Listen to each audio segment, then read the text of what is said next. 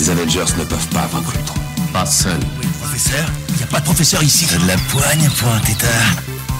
Il y a ma nana. Alors, certes, il y a eu des scènes de panique, Banana. certains préjugés. Et on descend avec le lapin blanc au fond du gouffre. Eastwood. Clint Eastwood. Qu'est-ce que c'est que ce nom à la mort moelle l'œil? Sa vie dans une école. Pourquoi vous obstinez-vous à ne pas comprendre mon action? Bienvenue dans ce nouvel épisode de LNDS. LNDS, c'est le format news de la nuit des sorties où on analyse de l'actualité de l'industrie du cinéma et des séries sous toutes ses coutures. Et pour ce faire, je suis comme d'habitude avec Al. Bonsoir Al. Bonsoir Ista, comment ça va? Ça va et toi? Ça va, écoute. Les beaux jours sont sortis C'est beau. et les news aussi. Puisque là on a eu c'est la CinemaCon, voilà, avec tous les gros studios américains. Bah on a du pain sur la planche.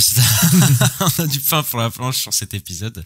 Et c'est pour ça qu'il sort un peu plus tard d'ailleurs. C'est parce que il sort le samedi au lieu du vendredi, parce que bah voilà, on voulait attendre que toutes les infos sortent sur toutes les studios. Et du coup on se retrouve avec beaucoup de travail. Donc voilà, merci beaucoup. Merci la CinemaCon, ça fait plaisir. On a du taf. On commence comme d'habitude avec Marvel. Et les dernières infos sur Spider-Man, le 4e. On a un titre, Ista, c'est Spider-Man Brand New Day. Voilà, il n'y a plus de Homecoming, de Home quelque chose. Voilà, c'est Brand New Day. Et ça sortira le 31 juillet 2026. Et Tom Holland a précisé que ce serait un nouveau départ pour le personnage. Donc, comme on pouvait s'en douter à la fin du dernier No Way Home. Et on aura un nouveau costume, voilà, qui a été confirmé par Destin Daniel Cretton. Et je crois que Brand New Day, ça vient, enfin, il y a des comics qui s'appellent comme ça. Oui, en fait, c'est la suite de justement One More Day, dont No Way Home avait repris pas mal sur le coup de One More Day, où ça se finit. En fait, Brand New Day, c'est un peu un reboot dans la franchise de Spider-Man dans les comics, parce que c'est le moment où voilà, après One More Day, il fait revivre, il fait un pacte avec Mephisto, il fait revivre Tante May, etc. Si j'ai bien compris, je l'ai pas lu, mais ça c'est One More Day, ça. Ouais. Ça c'est One More Day, ouais, mais après ça lance Brand New Day sur le coup derrière, qui est un complet reboot, quoi. Où, tu sais, dans Civil War, il s'était montré, tout le monde savait que c'était Peter Parker, c'était Spider-Man, tout ça. Et à partir de là, il y a plus, tout est annulé, quoi, en gros, sur le coup. Et donc ça c'est Brand New Day qui mène à un reboot et un nouveau run de, c'est Dan Slott, je crois, qui fait beaucoup après sur le coup. Mais ouais, c'est un comics en tout cas. En tout cas, ça confirme que voilà, ils vont partir sur une nouvelle direction. On espère que ça ira mieux. Et il me semble que j'ai lu que dans Brand New Day, il y a une méchante, en fait. Voilà, il y a un personnage féminin qui est une méchante que je connais pas. J'ai oublié le nom. Mais donc, du coup, ce serait peut-être elle. Bah, je crois que c'est elle, hein. Après, juste que je me souviens pas du nom, je t'avoue, je connaissais pas le nom. Mais en tout cas, ça veut dire que peut-être que on sait qu'il cherche une actrice, du coup, pour jouer un méchant, donc ce serait peut-être elle dans le film. Et, du coup, voilà. Du coup, on verra peut-être, un nouveau départ dont le personnage a bien besoin, je pense. Clairement, bah ouais, d'avoir plus d'infos, quoi. Et on a des infos sur l'autre film Spider-Man qui arrive en 2027. On a la date, c'est Beyond the Spider-Verse, qui sortira le 4 juin 2027. Enfin, Ista, il va sortir. Ouais, c'était censé sortir en 2024, hein. Sur le coup, on aura attendu, hein. Ouais, et il y a eu quelques images apparemment à la CinemaCon. Du coup, apparemment, on les a vus. Je les ai pas vus. Ah, on les a vus? Non, mais je croyais qu'ils avaient vu d'autres choses. Non, ok, non, bah, en fait, Chris Miller les a postés sur Twitter. Ok, en gros, c'était des images et apparemment, il y aurait des innovations dans les nouvelles, enfin, ils auraient développé de nouvelles techniques encore, donc, pour dépasser les anciens et voilà, je pense que ça va être un beau spectacle. Maintenant, bon, ça sort pas l'année prochaine, quoi. Donc encore, il va falloir encore attendre. Le dernier est sorti en 2023. Putain, c'est un truc de fou. J'ai l'impression que ça fait pas si longtemps, mais ouais, ça fait déjà 2 ans. Et donc, ça sortira dans encore 2 ans. Donc, ouais, on aura attendu 4 ans et, enfin, ça sortira presque 9 ans après le premier, un truc comme ça. Ouais, mais ça fait qu'au final, il y a un peu le même gap entre le 1 et le 2, hein, au final. Hein, C'est ça pour le coup. Donc voilà. Et en tout cas, on a hâte. Les fameuses chaises, d'abord les chaises dont on va en parler sur le coup, on en avait parlé la semaine dernière. Eh bien, on a des chiffres sur le coup, ça a fait beaucoup de vues, notamment 275 millions de vues en live, ce qui est énorme, c'est le plus gros live stream jamais fait par Marvel Studios. Hein. Donc ça a fonctionné, quoi, marketingment parlant, c'est très très fort ce qu'ils ont fait. Ouais, parce qu'il y a beaucoup de gens qui en ont parlé et tout, parce que bah voilà, ils ont créé un petit peu une attente, un peu sorti de nulle part en plus leur live. Oui. Voilà. Mais bon, vu qu'il durait 92 heures, il y a eu le temps que ça va se parler. Alors, mais effectivement, ça fait beaucoup parler parce que bah les gens veulent savoir qui y a dans le film quand même. Hein, à savoir. Et là, en plus, je veux dire les annonces de Magneto, de Patrick Stewart qui revient, donc les X-Men. Voilà, ça joue beaucoup sur la nostalgie. Il y a beaucoup de gens qui sont curieux. Et on a d'autres infos aussi sur ces fameuses chaises. Oui, bah c'est qu'en fait le casting n'a pas été révélé entièrement fièrement. Hein. D'ailleurs, Kevin Feige l'a même dit à la CinemaCon. Il a officiellement annoncé que effectivement le casting n'a pas été révélé en entier. Et il se dit, d'après Daniel RPK, que Halle Berry serait proche de finaliser un deal pour revenir dans Avengers Doomsday. Elle, quand on lui pose la question, elle dit non, je reviendrai pas et tout. Bon, moi, je crois qu'elle ment, parce que bon, quand t'as James Marsden qui revient, Alan Cumming et tout, enfin tous les X-Men, Rebecca Romijn, tous les X-Men originaux qui sont en train de revenir. Bon, je pense qu'Halle Berry, elle va suivre, hein, quoi. Je pense aussi. Après, il me semble que quand même X-Men 3 c'était un peu traumatisant pour elle, hein, il me semble. Oui. Je sais pas, après c'était d'autres personnes, etc. Mais que c'était fait un petit peu, voilà, il avait un peu menti sur son rôle dans le film, etc. Donc peut-être que voilà, mais je pense mais elle que revient voilà, dans Days of Future Past, il me semble, non?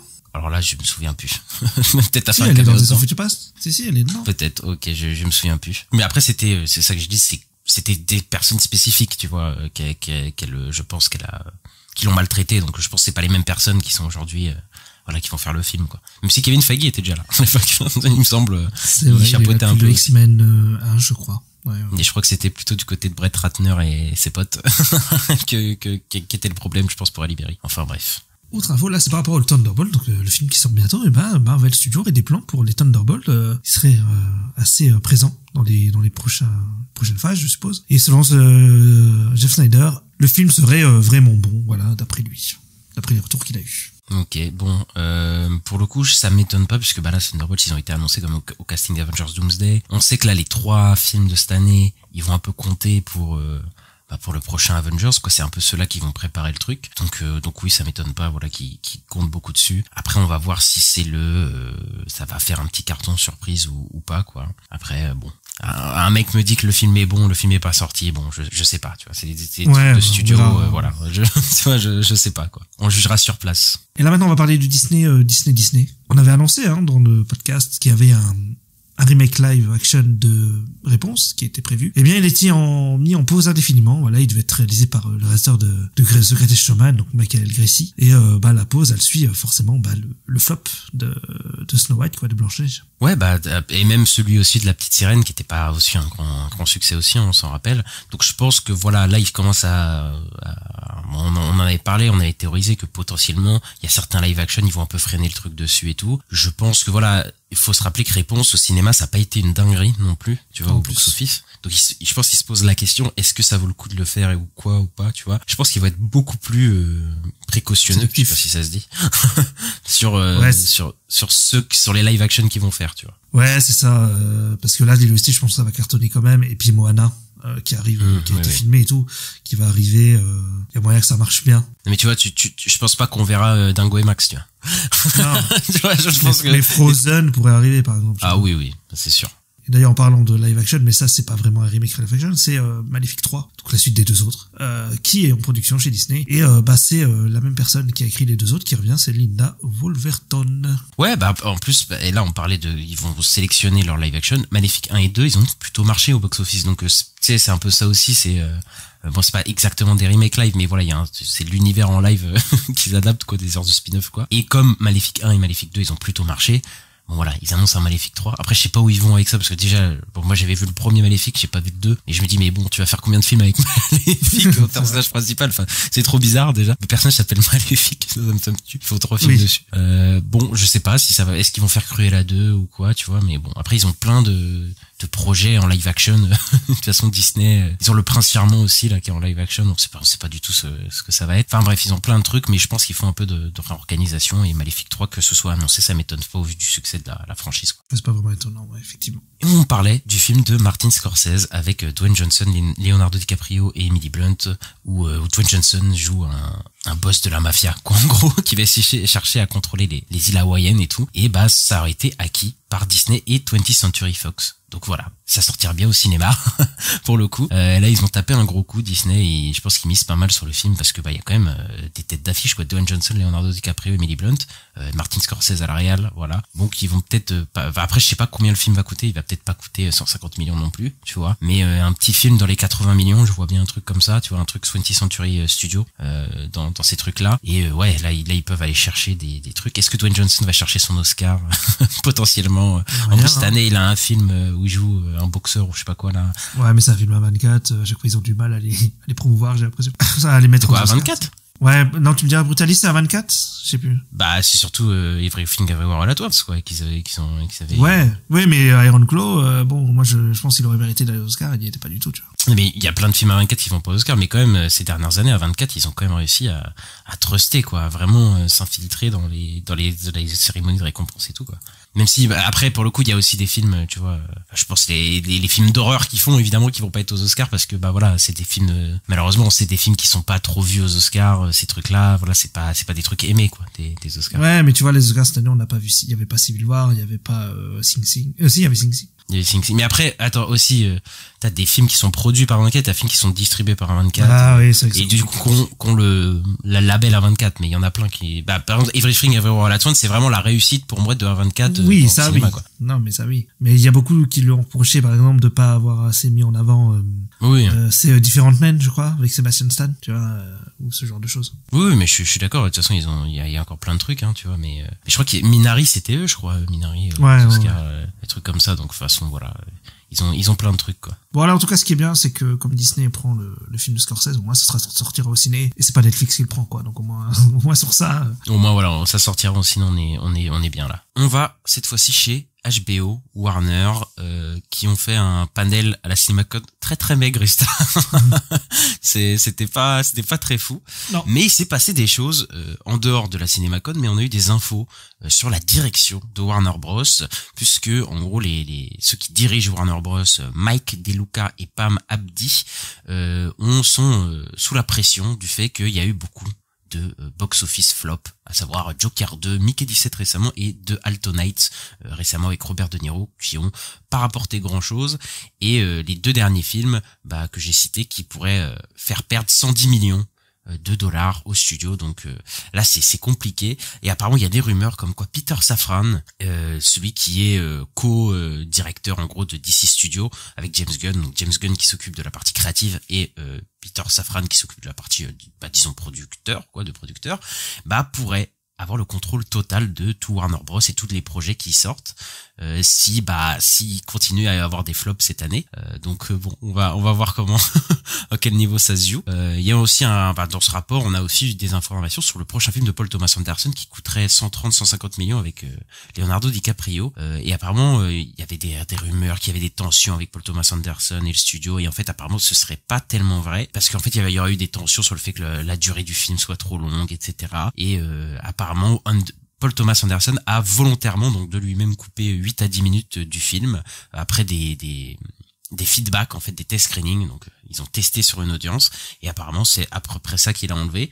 Mais apparemment il y aurait pas tant de tension que ça sur le film, même si bon, on sait pas du tout si le film va marcher, donc ça va être vraiment un challenge. Et David Zaslav, donc le big boss, quoi, celui qui on va dire celui qui voilà, le CEO, a dit qu'il voudrait se focus sur les grosses IP pour Warner Bros, plutôt que sur des films d'auteur. Donc voilà, et qu'il n'était pas très content sur le fait que Michael DeLuca et Pam Abdi donc dépensent énormément d'argent sur des projets qui ne sont pas des IP. Voilà pour le coup. Donc il y a des petites tensions en interne, et c'est très très chaud là pour les deux qui sont à la tête de gérer tous les projets Warner qui ne sont pas d'ici. Bon, on pense qu'ils vont sauter, hein, moi je pense. Ouais, je pense aussi sur le coup, parce qu'en plus ça, ouais, leur philosophie va pas avec celle de Zaslav qui veut vraiment aller sur les IP un peu en mode comme Bob Iger chez Disney, où ils font beaucoup de suites, beaucoup de franchises et tout. C'est beaucoup ça Disney. Et les dirigeants de Warner Bros Film, ils sont plus sur faire des blockbusters d'auteurs en gros. Et bon, là dernièrement aussi le problème c'est que ça fonctionne pas, donc ça rapporte pas d'argent, donc bon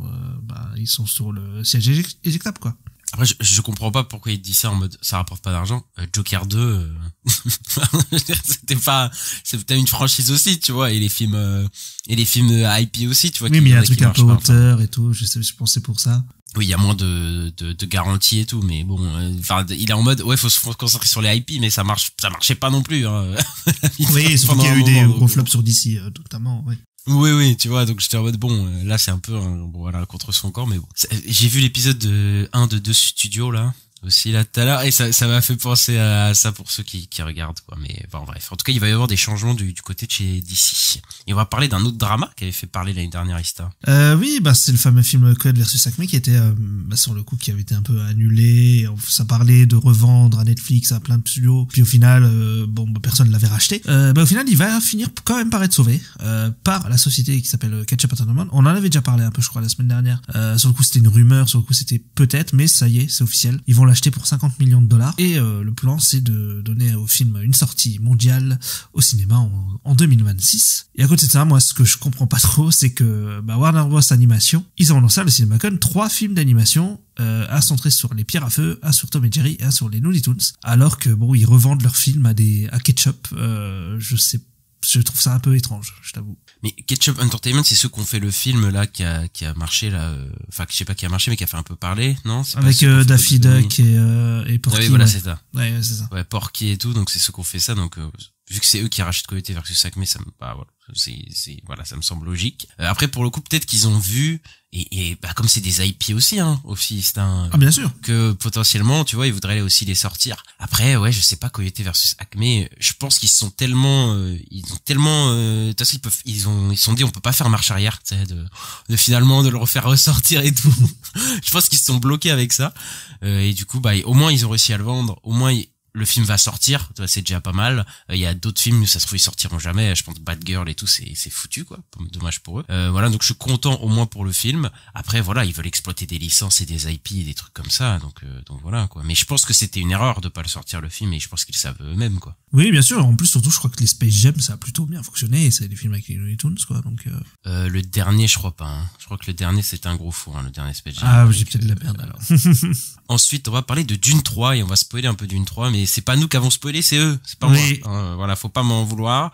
Si vous voulez passer, faites des plus 15 sur pour avancer. Jason Momoa confirme son retour dans Dune 3. Donc Dune Messiah, et il a ajouté: si vous ne lisez pas les bouquins, ce n'est pas de ma faute. On va lui apprendre 2-3 trucs à Jason Momoa. C'est-à-dire, si vous ne lisez pas les bouquins, c'est pas ma faute.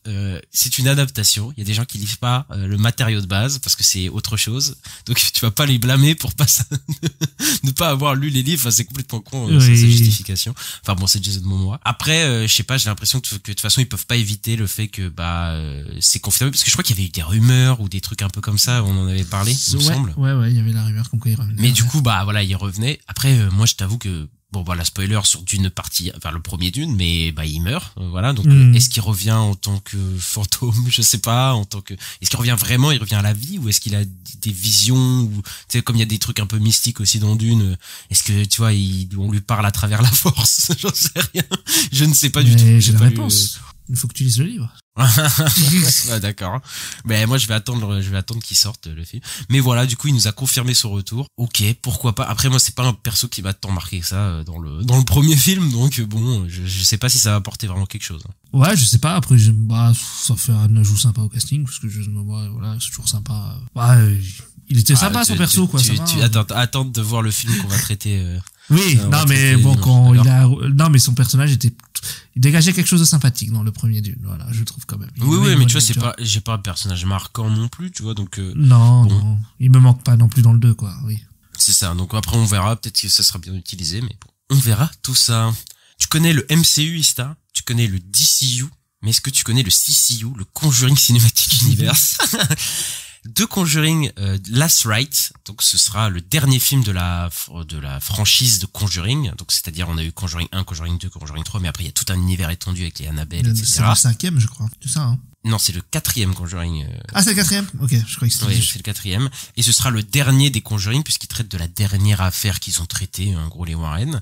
Et ce sera le dernier, du coup, avec les deux acteurs, Vera Farmiga et Patrick Wilson. Et alors là, c'est un truc de fou ce qu'ils ont dit. Ils ont dit que c'était le dernier film de leur phase 1 de toute la franchise du Conjuringverse. Et que le studio voudrait avancer à la phase 2.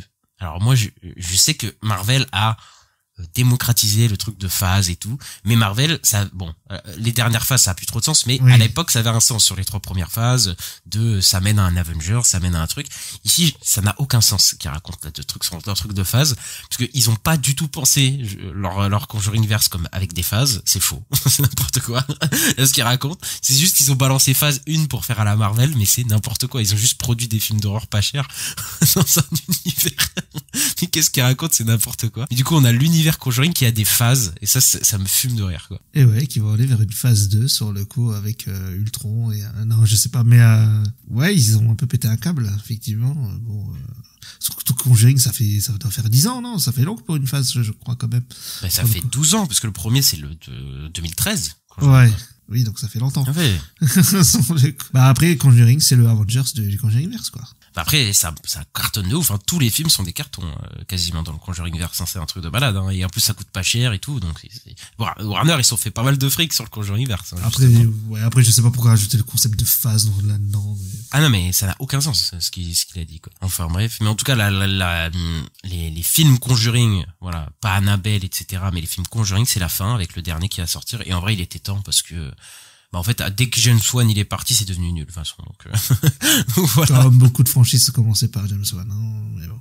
Ouais, clairement. On reste chez Warner et on va du côté de DC Studios. Une nouvelle par rapport à la série Lanterns, qui se concentre sur les Green Lanterns. Eh bien, le personnage de Nathan Fillion, donc Guy Garner, qui est dans le film Superman, eh bien, officiellement apparaîtra dans la série Lanterns. Ce qui est très cool. Ouais, univers partagé, tu vois. Bah oui, on y est. On sait, enfin, tu vois, il apparaît dans le film Superman, donc il apparaîtra dans Green Lantern. Il y a moyen qu'il y ait une scène avec Supergirl dans le film Superman et que, du coup, le film Supergirl fasse directement suite à Superman. Donc je pense que le film Superman, il va un peu lancer un peu tout, quoi. Genre, ouais, il y a un peu des petits briques, des petits persos, des trucs qui vont revenir un peu partout. Et Garner, Nathan Fillion, c'est un Green Lantern. Donc voilà, il sera dans Lanterns, c'est logique. Un des lanternes les plus insupportables, hein, par contre. Donc vous attendez à vous à le détester, je pense, sur le coup.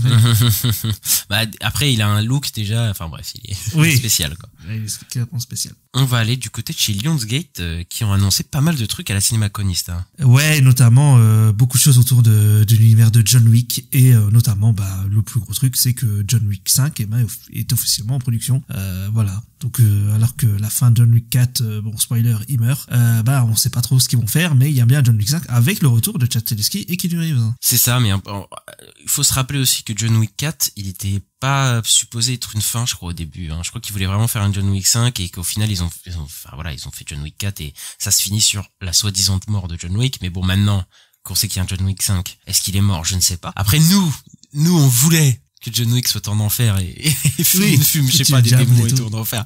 Et tout, ce serait trop bien, pour le coup. Maintenant, est-ce qu'ils vont faire un tour de passe-passe pour le faire revenir? Comment ils vont faire? Je sais pas. Après, le truc aussi, c'est que là, ils ont annoncé un John Wick verse. Enfin, on savait que le John Wick verse, ça fait un moment, voilà. Mais là, ils nous ont annoncé plein de trucs que tu vas parler après. Je sais pas si c'est une bonne idée dans le sens où, moi, John Wick, j'ai toujours l'impression que c'était les gens qui kiffaient, c'était voir Keanu Reeves fumer des gars, quoi. Tu vois, et je me dis, est-ce que le fait d'avoir des spin-offs, parce qu'on en a eu un dont on a parlé à l'époque dans l'ancien format sur la chaîne, qui c'était de Continental, c'était pas très bien. Bon voilà. Là on a Ballerina, je sais pas si ça va marcher, et tous les autres projets, je sais pas du tout si ça va marcher et si ça va être bien, tu vois, pour le coup. Hein. Ouais, je sais pas, mais après je trouve que dans le 4, il y a des choses qui sont mises en place qui peuvent lancer, on va en parler, mais des spin-offs, etc. quand même. Après moi, c'est peut-être moi, mais j'ai toujours l'impression que l'univers de John Wick, il était sympa en fond. Il était sympa autour de John Wick, mais de l'explorer, d'un peu le démystifier, tu vois, il y avait un côté un peu, tu vois, intriguant et tout ça, mais le fait d'explorer la table, d'explorer tous les persos, est-ce que ça va pas un peu dénaturer l'univers et tout? Ah, je me dis que ça risque de faire ça, moi, pour le coup, tu vois. Ouais, je pense surtout sur le film d'animation, vu sur quoi il parle, quoi. Ouais, donc on va en parler. Sur le coup, il y a un film d'animation de John Wick qui sera sur le coup une préquelle qui est en production. Ça va montrer justement le fait que quand il va prendre sa retraite, en fait, quand il va faire la tâche impossible de tuer tous ses rivales en une nuit et gagner sa liberté. Donc ce qui fait qu'après on a le début de John Wick 1 où il vit avec sa femme et il est plus du tout tueur à gages, etc. Et c'est Shannon Tindall, donc il a fait Ultraman Rising sur Netflix, qui va le réaliser, et Keanu Reeves va revenir pour faire la voix du personnage de John Wick. Alors autant John Wick en animation, je pense que ça peut être vachement cool pour le coup.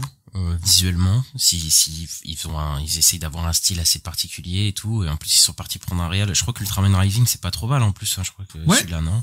Ouais, je crois que c'est pas trop mal, ouais. Après le fait de raconter la tâche impossible, et c'est un truc qui revient dans chaque film en mode on te dit il a fait le truc impossible et tout. Je trouve que ça mettait un petit côté mystique au personnage de John Wick, et j'ai peur que tu sais ce qui s'y passe soit pas à la hauteur de ce qu'on s'imagine, tu vois. Tu sais, c'est toujours un peu le risque avec les trucs un peu mystérieux comme ça. Maintenant faut voir ce que ça donne et tout, mais ouais, je sais pas. Comme ça en animation ils peuvent s'amuser à faire des trucs un peu, tu sais, un peu what the fuck, un peu qui part un peu dans tous les sens et tout. Je pense qu'ils peuvent s'amuser quand même. Ah bah c'est le truc, hein, j'espère, tu vois. Mais j'ai peur que, comme j'ai dit avant, que ça garde un peu le côté un peu mystique, mystérieux du personnage, quoi. Ça l'égratigne un peu, mais bon. Si c'est un bon film, écoute, ce sera un bon film. Hein. Mais en tout cas, ce sera pour le cinéma, et ça, c'est cool, sur le coup. Parce que c'était un cinéma, quoi. Ouais. Donc, voilà.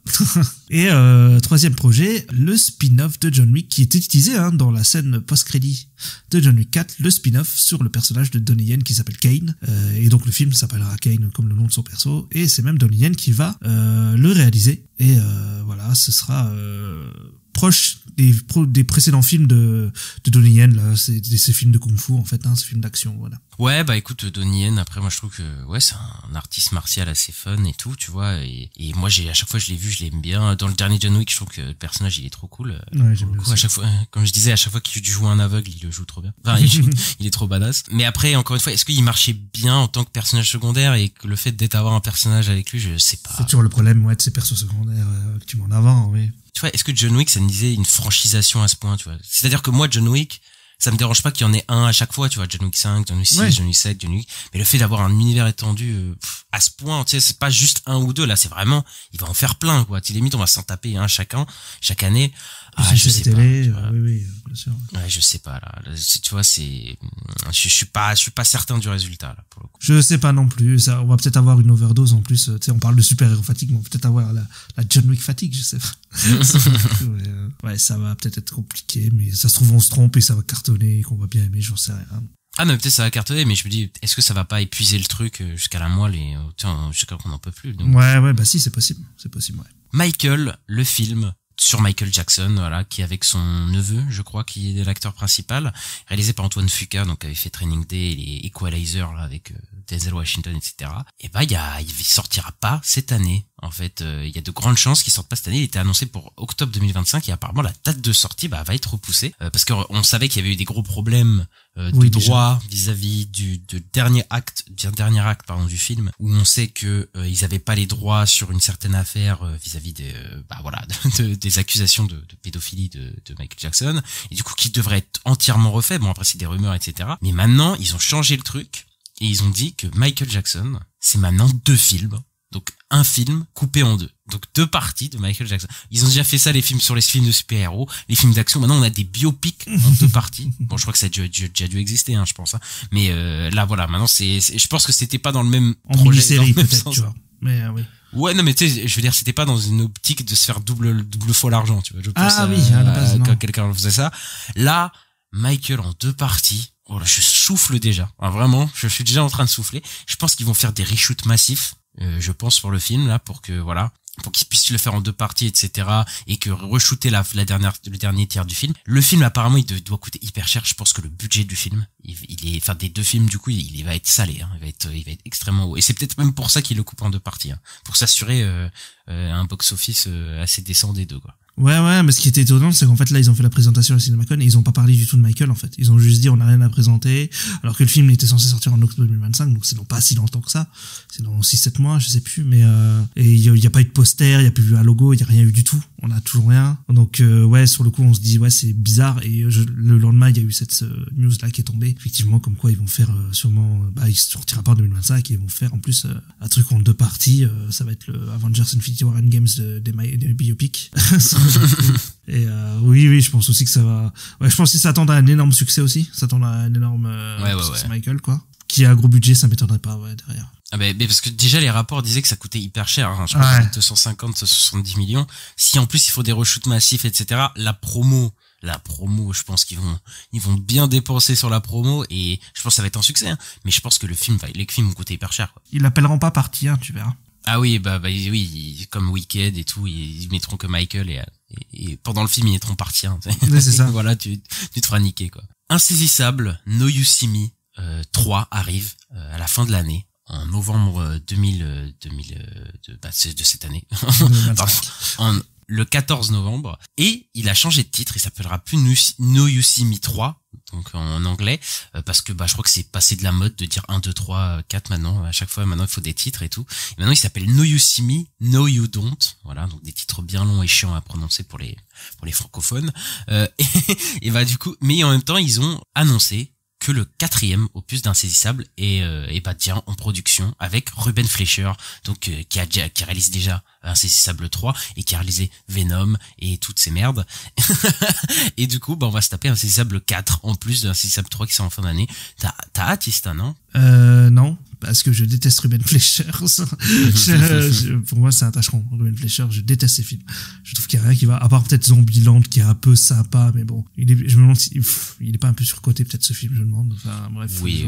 Mais après, c'est le seul mais sauf que ça a sorti en 2009, quoi. C'était en 2009. C'est ça. Après, il a fait genre Gangster Squad. Que j'ai pas trouvé bon. Des trucs. Et le deuxième Zombieland aussi, il était nul à chier, donc voilà. Ouais, je l'ai pas vu. Mais Venom, c'était pas bien. Enfin, dès qu'il est sur un projet, moi, je trouve ça pas bien. donc non, j'ai pas hâte du tout. Hein. Je vais te voir, il a fait Uncharted aussi, non, vraiment, lui, faut l'enfermer. Ah oui. Pour le coup, quoi. Mais voilà, c'est tout pour les news Lionsgate. Donc, pour une fois qu'on avait beaucoup de news Lionsgate, et on a eu aussi beaucoup de news de chez Sony, Ista. Oui, sauf qu'on va parler de Nintendo. Le live action Legend of Zelda, on a la date, sur le coup. Ça a été annoncé sur l'application de Nintendo Today, voilà. Vous pouvez la télécharger sur le Play Store. Je sais pas pourquoi je fais une pub. Mais ça a été annoncé donc pour le 26 mars 2027. Donc c'est dans 2 ans, sur le coup. Voilà, pour le printemps, réalisé par Westball, donc ça vous le savez. Et à côté, il y a une autre news qui est tombée, c'est que le projet live action de Legend of Zelda serait planifié pour être carrément une trilogie. Et les gros rôles auraient été signés pour 3 films pendant 6 ans, donc je suppose un film tous les 2 ans, quoi. Et tu sais quoi, Ista, tu sais ce qu'ils ont annoncé aussi, c'est que The Legend of Zelda, pour voir le film, ça coûtera autant que leur jeu, donc à savoir 90 € pour aller voir. Voilà, un petit tacle au Nintendo Direct qui a eu lieu et les prix exorbitants que Nintendo maintenant va facturer sur leur jeu. Je sais pas si c'est une bonne idée. Enfin, à chaque fois, c'est la même chose. Tu sais, ils te lancent des franchises, ils te balancent des trilogies et ils te préparent des quadrilogies, des sagas avant même de sortir leur premier. Je me rappelle que Amazing Spider-Man, ils avaient dit il y en aurait 4 au tout début. Oui, mais ils te balancent des trucs comme ça. L'exemple le plus fou, c'est La Momie pour le Dark Universe où les mecs t'avaient préparé je sais pas combien de films, ils avaient fait de la photo, la fameuse photo où il y a tous les acteurs et tout pour au final que ce soit scrap. Bon, moi je pense que les Legends of Zelda ça va marcher. Hein, moi je crois qu'il y a aucun monde où ça marche pas et je pense que ça sera pas une catastrophe voilà les films, mais putain déjà faire une trilogie et tout. Tu sais, je souffle déjà en fait pour le coup, mais qu'est-ce qu'ils vont raconter dans une trilogie Legend of Zelda? Qu'est-ce qu'ils vont adapter? Je les vois bien adapter. Après, il y a des choses à raconter. Il y a beaucoup de choses. Oui, il y a beaucoup de jeux. Après, les histoires, c'est un peu les mêmes. Hein. Ouais. C'est un peu les mêmes, pour le coup. Mais est-ce qu'ils vont pas faire Ocarina of Time, justement, où il y a un time jump, tu vois, entre les... entre le début, non pas forcément Majora's Mask, mais juste Ocarina of Time, t'as une version enfant, puis après il y a ça avance des années et puis voilà, et puis ça grandit comme ça, ils prennent un acteur jeune et puis puis il grandit. Je sais pas comment ils vont faire. Je suis intéressé par le projet, mais j'ai quand même un peu peur moi de ce projet là. Il me fait un peu flipper. Maintenant, on verra ce que ça donne, après, quoi. Mais là, le fait que ce soit une trilogie, je sais pas. Après, Westball, pour moi, l'année dernière, son Planète des Singes était pas dégueu. Sur le coup. Alors qu'on avait un peu peur quand on s'est dit c'est le réalisateur des Labyrinthes et tout.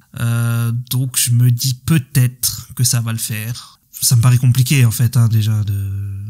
Mais après qu'il soit bon ou pas, le truc c'est que c'est Zelda quoi, la franchise. Oui, c'est ça. Je me dis il va avoir peut-être là il va être pris par les par les coronets, hein, si on excuse l'expression. Ça se trouve il va faire ce qu'on lui dit, hein, parce que Nintendo, je sais pas s'ils vont être en mode ah oui, ça aussi. Et ils vont comme le film Mario et tout, ils vont peut-être être là à chaque étape du projet pour bien surveiller que ça dépasse pas quoi. Ouais, ça c'est fort possible parce qu'on sait que Nintendo ils sont très comme ça, très fermes sur leurs projets, etc., sur leurs franchises. Donc il y a moyen, mais ouais. Mais moi je dis le deuxième c'est Majora's Mask parce qu'il est un peu glauque et tout et que les deuxièmes films sont toujours plus sombres que dans les autres trilogies. Voilà. peut-être, écoute. Et du coup, ce serait quoi le troisième? Breath of the Wild. Ok. mais en fait, moi je pense que c'est 3 films qui vont suivre, non? Ou ça va être... Ah oui, bah c'est une trilogie, je pense. Ouais, peut-être comme Le Seigneur des Anneaux, un truc comme ça. Ouais, peut-être. Ah bah si ça suit, il y aura pas... Tu vois, ils vont pas faire Breath of the Oui, Wild bah après. Ouais, je sais pas ce qu'ils vont faire. En tout cas, voilà, The Legend of Zelda, on est hypé, mais pas trop. Voilà. Moi, curieux, quand même. Curieux. Resident Evil. Voilà, ça c'est une autre adaptation de jeu vidéo. Ista, on sait que Zach Cregger, celui qui a fait Barbarian, est dessus. Voilà, il a parlé du film et il a dit que ça serait focus sur un protagoniste qui va aller d'un point A à un point B dans une aventure, voilà. Ben voilà, et qui va descendre peu à peu dans l'enfer. Voilà, bon, ça, c'est Resident Evil, en fait. Ouais, c'est ça. Comme plot, pour le coup. Et on a eu une rumeur concernant ce film Resident Evil, c'est que Mikey Madison, la fraîchement oscarisée pour Anora, pourrait avoir le rôle principal dans Resident Evil. Ce qui est assez fou de dire ça, parce que maintenant elle va être prisée de partout, c'est sûr. Après un Oscar, voilà, ça donne un coup de projecteur. Du coup c'est Jill, du coup c'est Claire. Qui est-ce qu'elle va incarner, tu penses? Ah, si l'autre acteur qu'on a dit de faire rire, c'est Léon, ce serait Claire. Tu m'as fait bugger quand on dit ce sera Claire. Je dis ce sera Claire. Qu'est-ce qui sera? Non, ce sera, non, mais Claire Redfield. Oui. Ah oui. Après, je me suis dit, ça peut être aussi Ada Wong, Mikey Madison, peut-être, tu vois. Parce il y a plein de persos. Ouais, peut-être. Après, je sais pas s'il est asiatique, mais c'est vrai qu'il est très asiatique, donc tu me le dis oui. Je sais pas, Ada Wong, c'est une asiate. Oui, non, mais Mikey Madison, c'est vrai qu'elle a des traits un peu asiatiques, mais après, je sais pas si elle l'est, tu vois, je sais pas juste, elle est comme ça. Mais voilà, peut-être que ça sera ça. Mais du coup, oui, est-ce que, toi, tu penses que ça sera Léon, du coup, le personnage principal? Je sais pas, il a les cheveux longs, donc, le coup, l'acteur a les cheveux longs, donc, après, ils peuvent lui couper les cheveux. J'en sais rien. Là, si ils disent le personnage spécial, ce serait un perso féminin, sur le coup, si c'est Mikey Madison. Après, on sait pas si elle aura le perso, oui, en fait, ça se trouve, ce sera, oui. Moi, je pense, ce sera plus Jill, du coup, je pense, si c'est... Jill? Ouais, peut-être. Après Claire, elle l'a eu aussi, mais Jill, elle a plus ce côté, c'est celle dans Resident Evil 3, elle est toute seule, enfin, tu vois. Ouais, c'est la première que tu peux jouer dans le tout premier. Donc, tu vois, elle est un peu plus prenante, et voilà, mais après, bon. je sais pas comment ça va être fait, mais c'est vrai que Zach Cregger, moi, son travail, je l'aime bien. Son prochain film, là, qui sort cet été, il y a des bons retours dessus. Donc franchement, moi je suis très curieux de voir ce qu'il va faire avec Resident Evil. Et si lui il réussit pas, comme je le dis à chaque fois, c'est fini. Faut arrêter d'adapter Resident Evil. Faut arrêter. Tu l'avais déjà dit la semaine dernière, mais oui. On est d'accord. Encore un biopic après Michael, les Beatles. On en avait déjà parlé sur le coup, mais ça a été confirmé que voilà, il y a bien 4 films Beatles réalisés par Sam Mendes qui vont sortir, et ils vont sortir quand? Le même mois, le mois d'avril 2028. Donc c'est dans longtemps, c'est dans 3 ans. Et Sam Mendes, il a dit, ça va être la première expérience que vous allez pouvoir binge-watcher au cinéma. Voilà, on pourra voir les 4 films Beatles la même semaine s'il faut. Ouais, très bizarre. Déjà la date de sortie c'est dans 3 ans, donc c'est très longtemps. Donc après bon, c'est le temps de filmer les 4, je pense. Oui, mais s'ils les filment tous en même temps à peu près, même si ça prend plus de temps, ça devrait pas prendre non plus. Ouais, mais il y a 4 films à monter quand même. Il y a 4 films à passer en post-prod. Oui, après en post-prod, tu vois, si tu mets, après s'il fait tous les 4, oui, peut-être. Mais c'est juste que si tu tournes tout en même temps et que ça prend 6 mois, bon voilà, ça prend 6 mois, quoi. Après t'as tous les rushs, t'as tout ce qu'il faut, mais bon. Après, c'est peut-être aussi une histoire de calendrier, de quand Sony doit le mettre, peut le mettre, et oui, tout, tu vois, voilà. Après, 4 films la même semaine. Alors, va falloir négocier ça avec les distributeurs et tout, parce que je sais pas comment ça va se passer, ce truc-là. Parce que même dans les salles françaises, comment ils vont se démerder pour mettre les 4 films d'un coup, je sais pas. Et après, le truc, c'est qu'il va vraiment falloir justifier le fait qu'on regarde les 4 films différents de chaque point de vue et que ce soit pas chiant, quoi. Parce que je me dis, déjà, si t'en aimes pas un, si t'as pas une des approches, t'es mort, quoi. Ah, pour les 3 autres, t'es foutu, quoi. C'est ça, tu veux dire, putain, j'aime pas le premier, j'aime pas l'approche de Sam Mendes sur le film. Et là, tu dois te taper les 3 autres là-dessus, quoi. Moi, je vais me les taper parce que voilà, je suis au ciné tout le temps, mais c'est très casse-gueule comme projet. après, pour le coup, ils ont 4 films pour le prix d'un, je pense. Donc voilà, après, ça va être, après, on a vu le casting. Voilà, le casting, c'est bien celui qu'on pensait. Donc, on a Barry Keoghan, Joseph Quinn, Paul Mescal et Harry Dickinson. Voilà, merci. Et ouais, c'est un gros casting et tout. Ils ont tout pour réussir à peu près. Maintenant, le fait que les 4 sortent la même semaine, est-ce que ça va pas dégoûter les gens? Je sais pas. Oui, mais c'est étonnant, comme projet. Je sais pas du tout. Nous, je sais pas. On va aller voir lequel en premier. Je sais pas. C'est le projet. Il est fou. Il est complètement fou, moi, je trouve. Godzilla Minus One, le réalisateur Takashi Yamazaki va faire un film aux États-Unis en anglais qui s'appelle Grand Gear pour Sony, voilà, avec J.J. Abrams qui produit. On avait déjà parlé que potentiellement il pourrait réaliser un film aux États-Unis. Il fera toujours évidemment Godzilla Minus One, la suite, donc voilà, Minus Zero. Et je veux pas en démordre, Oui. ce sera le titre. Mais voilà, il va faire un film. Je pense pas que ça va être un gros film pour le coup. Peut-être qu'ils l'ont pas filé directement un gros film, mais peut-être que lui-même voulait pas faire un gros film pour pas être peut-être broyé par les studios hollywoodiens ou un truc comme ça. Mais du coup, il va faire un film Grand Gear produit par J.J. Abrams et bah voilà, il va peut-être percer aux États-Unis notre petit réalisateur qui vient de loin. Et tu crois que ce sera un petit film, toi? En tout cas, je pense pas que ça va être un gros film à 150 millions. Après, Grand Gear, je connais pas, mais je crois pas que c'est une IP, quoi. C'est pour ça que Ah non, pas du tout. Mais je sais pas, moi, je sais pas pourquoi voilà. le titre. Je sais pas, je me dis, il va faire un film de mecha. Je sais pas pourquoi je me dis ça. Ah bah là, oui, là, ça devrait coûter, mais j'y crois pas trop. Après, ça va être un film à 70 millions, tu vois, des trucs comme ça, tu vois, les moyens gros budget. Ouais. Mais j'y vois pas un truc à plus de 100 millions pour un truc qui est pas une IP chez Sony. Ouais, peut-être. Déjà, les IP, des fois, ils mettent pas de 100 millions, donc, un truc qui est pas une IP, je sais pas, tu vois. Parce que Gear, c'est pas costume. Il me semble que c'est ça, les Gears sur Rocco, donc, ouais, mais là, c'est pas Gear, c'est Grand Gear, donc je sais pas ce que ça veut dire. Je sais pas non plus, c'est ça. Mais, ouais, bah, écoute, on verra. C'est bien que, voilà, il est à Hollywood. Après, bon, souvent, il y a eu des réalisateurs japonais ou coréens qui sont un peu pété la gueule à Hollywood, hein, sur le coup. Bah, c'est pour ça que je pense que c'est bien qu'ils soient pas sur une grosse franchise ou un gros truc, quoi. Tu vois. À voir ce que ça donne. On va chez Universal Pictures, mais très rapidement, vu que leur CinemaCon, apparemment, il y a pas eu grand chose pour le coup. Qu'est-ce qu'ils ont, Ista?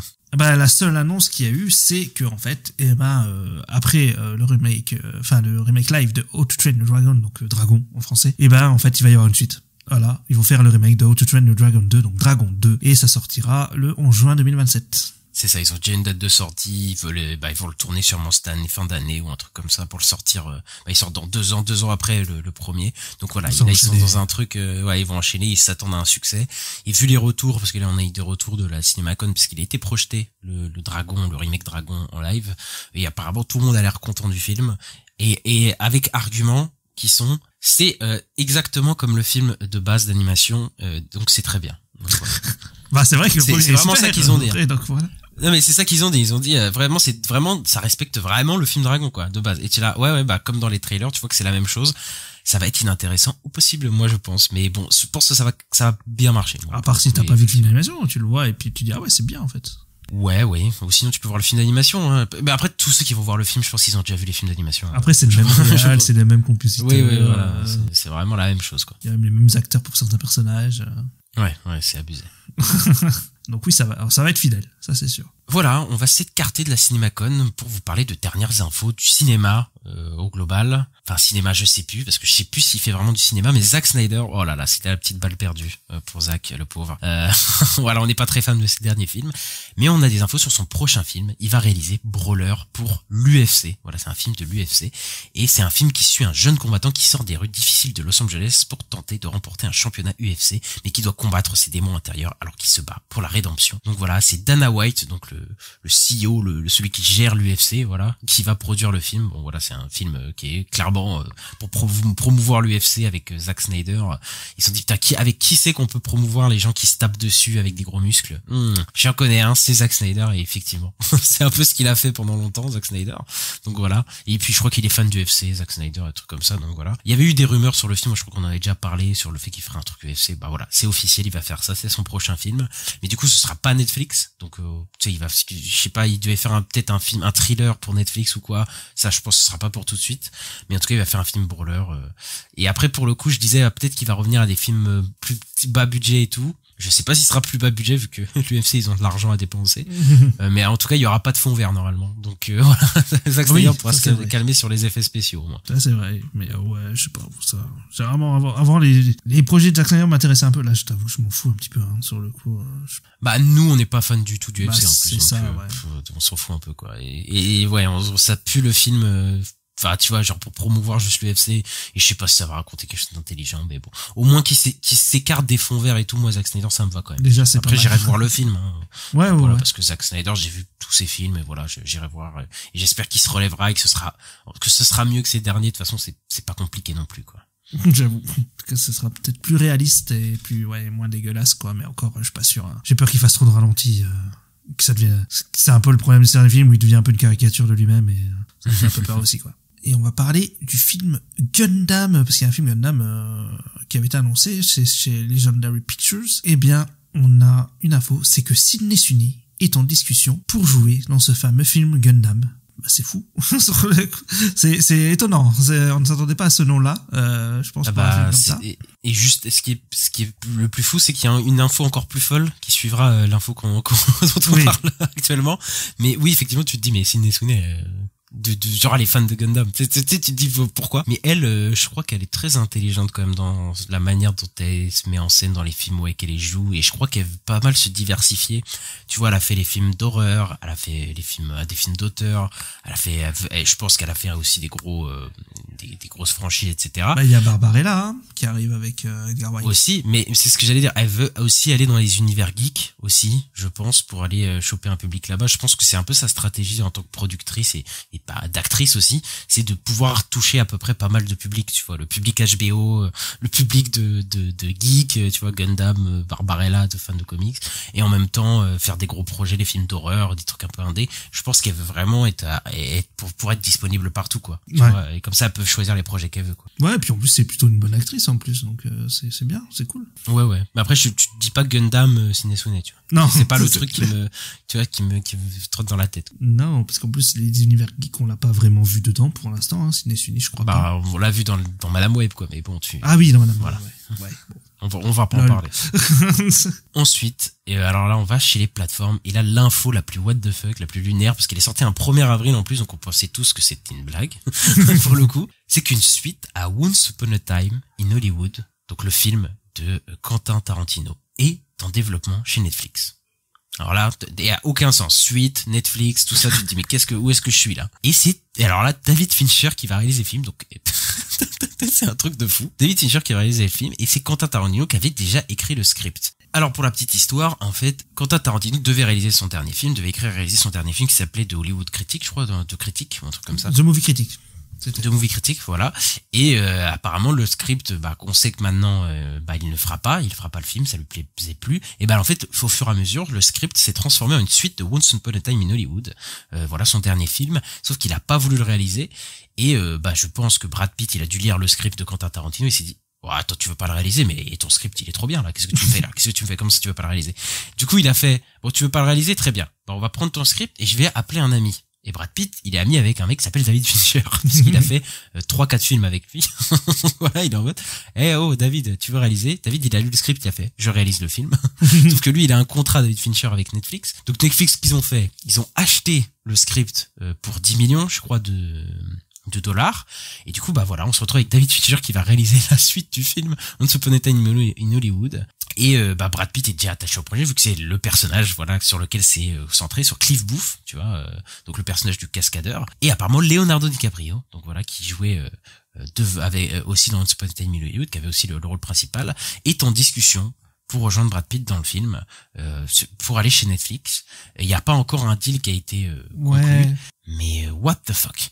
Parce que de ce que j'ai compris, en fait, je crois qu'il hésite entre aller dans le film de, comment il s'appelle, Damien Chazelle, sur le coup le biopic là, ou aller dans le film Once Upon a Time in Hollywood. Et d'après ce qu'il dit Jeff Snyder, en plus ce serait pas un gros rôle, le rôle de DiCaprio dans la suite de Once Upon a Time in Hollywood, ce serait un petit rôle, voilà. Mais c'est pas sûr qu'ils reviennent, on verra ce qui se passe. Après ils peuvent peut-être trouver un accord sur quand est-ce qu'ils vont le tourner, etc.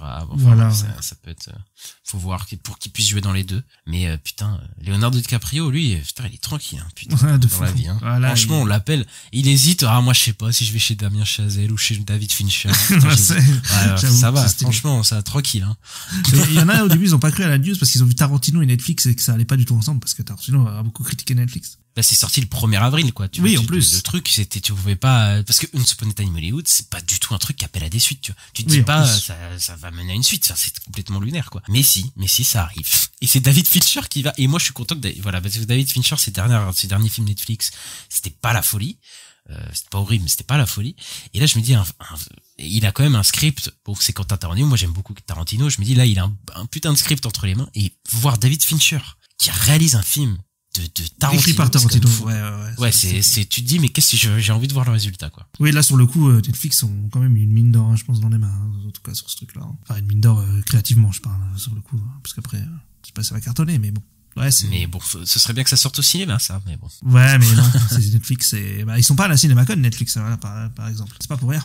Donc, voilà. Beaucoup de choses étonnantes cette semaine. À côté de ça, on va parler chez Netflix, sur le coup, le film Narnia de Greta Gerwig. On a le directeur photo, c'est Seamus McGarvey qui a travaillé sur Avengers et sur Nocturnal Animal. Et Charlie XCX et Daniel Craig sont les noms qui seraient en pourparlers pour jouer dans le film, qui serait une adaptation donc du bouquin qui s'appelle The Magician's Nephew, donc le neveu du magicien. Et Meryl Streep, il y a une rumeur comme quoi on lui aurait offert le rôle de Aslan, donc c'est le lion, il me semble, dans Narnia. C'est ça, oui. Très bizarre d'ailleurs d'apprendre que le directeur de la photo, il a fait Avengers, mais en même temps il a fait le film de Joe Wright, Atonement et Nocturnal Animals.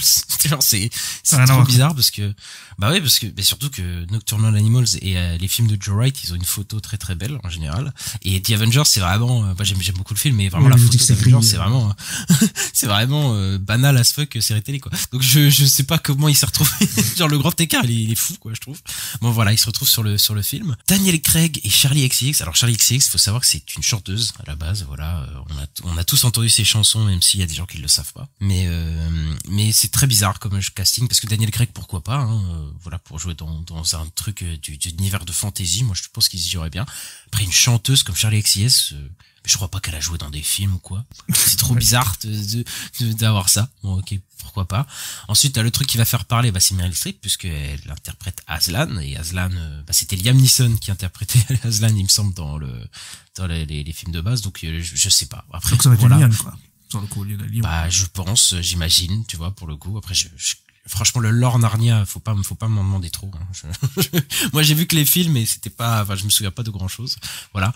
Après, il y a des gens qui vont dire, ouais, Meryl Streep, en Aslan, ça rentre pas. C'est vrai que c'est bizarre comme ça. Après, je sais pas ce que ça va raconter. Greta Gerwig, elle est quand même connue pour faire des personnages féminins assez forts et pour parler d'émancipation féminine, de féminisme, etc. Donc peut-être que ça va sûrement parler de ça. C'est ça. C'est que là où on voit la logique, je pense. Ouais. Et de toute façon, Meryl Streep, c'est jamais un mauvais casting. Donc je sais pas.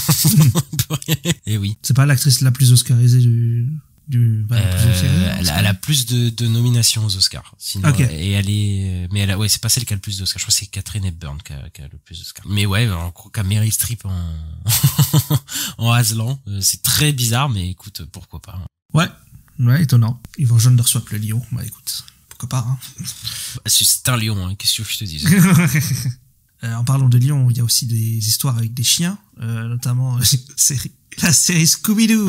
Voilà, une série sur Scooby-Doo en live action qui arrive chez Netflix. Voilà, la série suit un gang dans un camp d'été qui vont résoudre un mystère surnaturel.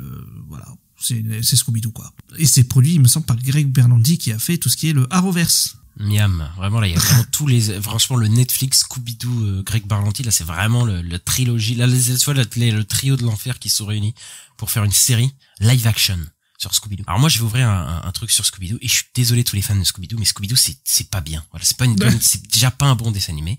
Super banger le générique, je suis d'accord, voilà, moi j'ai kiffé le générique, voilà, quand j'étais petit, mais le dessin animé est un peu nul, quoi. Et les films sont nuls, voilà, ils sont cultes parce que vous les avez vus dans votre enfance, mais ils sont nuls à chier, quoi. Faut arrêter au bout d'un moment de secondes.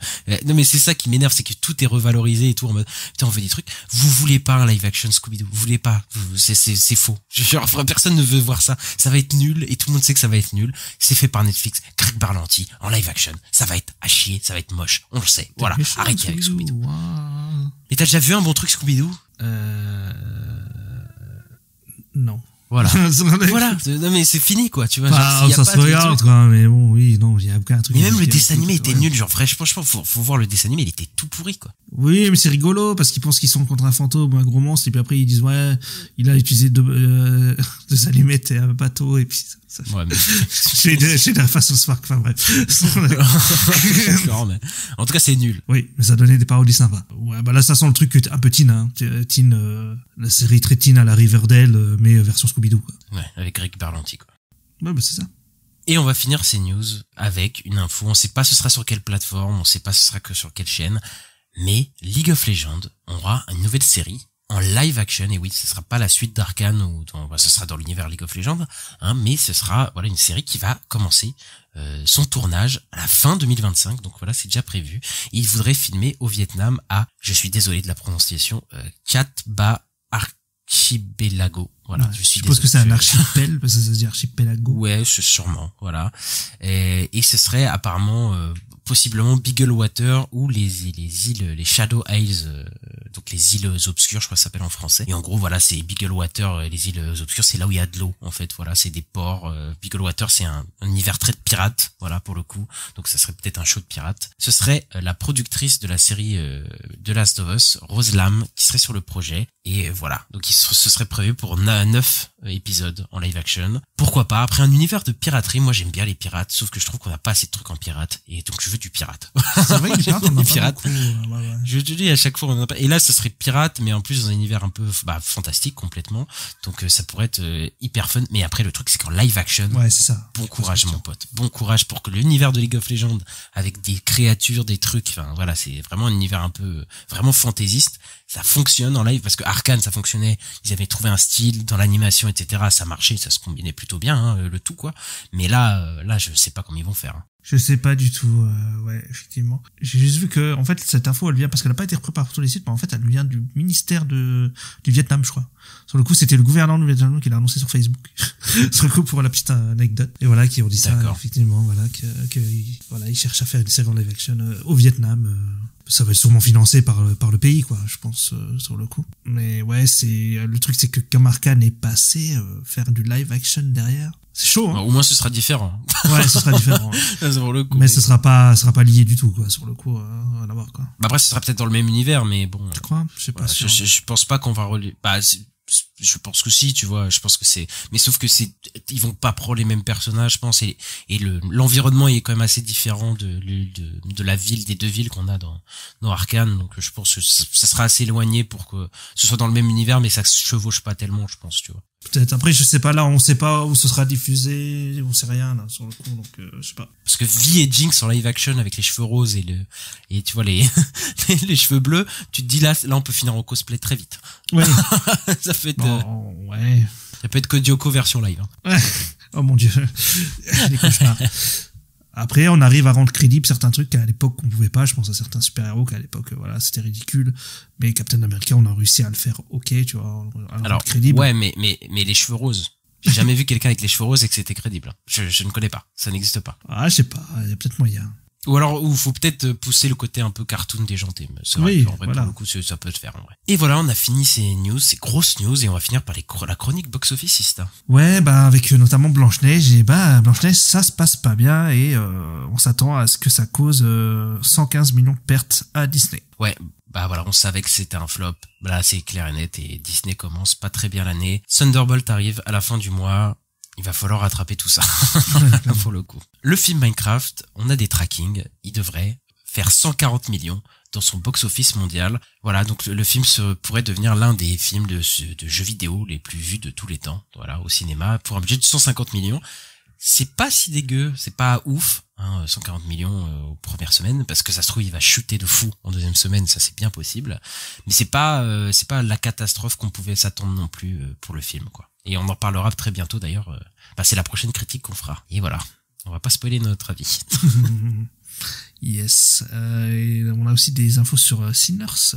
Ouais, le film de Ryan Coogler là qui sort dans 2 semaines avec Michael B. Jordan et Lee Stanfield a aussi des trackings et il devrait avoir un opening week-end de 40 millions sur le sol américain, donc assez solide pour un budget de 90 millions. Il faut voir si dans le monde ça marche plutôt bien, mais je pense que le film aura un plutôt bon bouche à oreille. Les previews sont plutôt pas mal sur le film. C'est vraiment enthousiaste sur le film, je pense. Et donc je pense qu'il va plutôt bien se maintenir et je pense qu'il va finir par se rembourser. Donc pour l'instant, ça s'annonce plutôt bien, plutôt solide pour Sinners, quoi.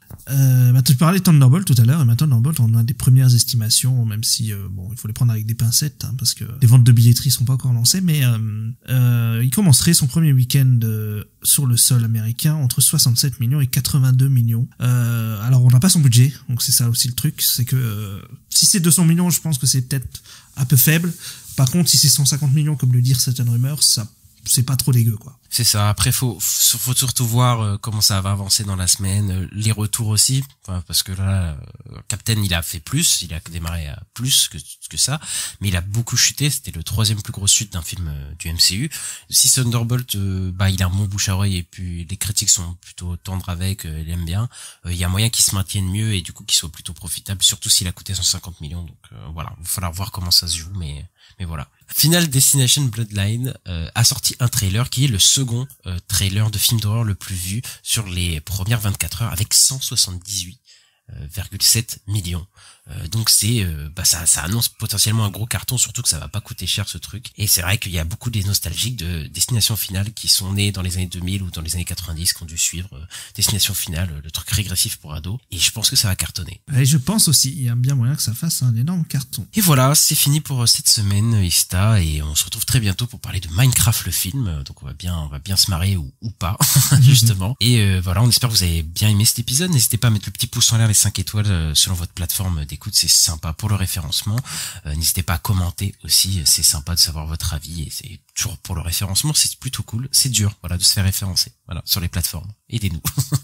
Et à nous suivre sur les réseaux sociaux @ la nuit des sorties, donc sur Twitter, sur Blue Sky, sur TikTok, sur Insta, sur YouTube. Et voilà, on est disponible partout sur toutes les plateformes d'écoute possibles. Et voilà, c'est fini pour cette semaine et on se retrouve très bientôt, Ista. À bientôt.